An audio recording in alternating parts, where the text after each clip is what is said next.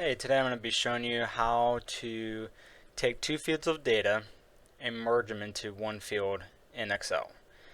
The version we're using is Excel 2016, but you should be able to use this from anywhere from 2010, 2013, 2016, and 2019. So these same methods will apply for those versions.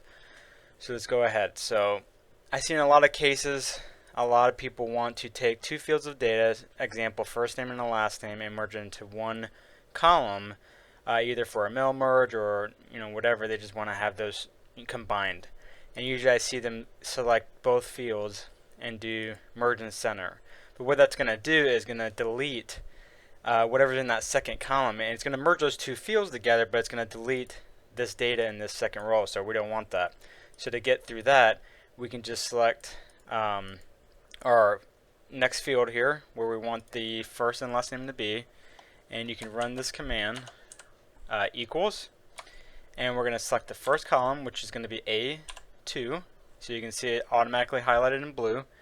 Then you're going to do the AND statement, and since we're going to want a space between the first name and last name, so it's not just crunched together, you're going to want to put in parentheses, and then space, and then parentheses again, and then the ampersand, and then we're going to select our second field, which is going to be B2. So you can see now our second field is selected, and once we hit enter, there you have it. Now you have John Smith all in one field. Now if you want to replicate this to all the other fields, so you don't have to keep doing that same command, and just go to that field until you go and see how you get the little kind of cross arrow icon that you see right here. Once you get that icon, you just double click, and I'll repeat that same function and change the field for each field. So that's how quick and easy you can replicate that.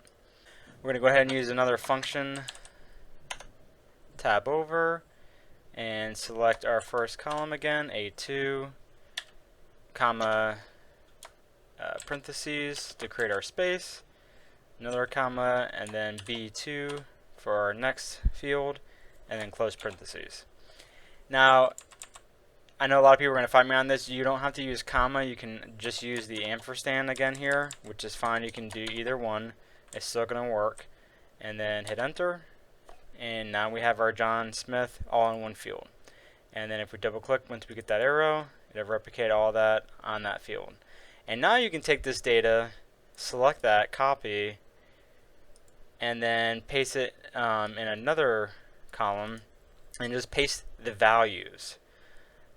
So that's going to be right there. So when you paste the values, that means you can now really just delete this and put these back if you wanted to, or keep that formula there. But that keeps it so now you can play with this data and do another formula or something else there. So that's how easy it is to do that merge. Alright, so once you have that, and let's say you wanted to add some extra text to this. So let's just create another field called, family name.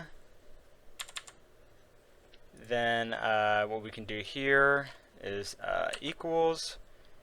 We're going to select the last name, which is going to be B2.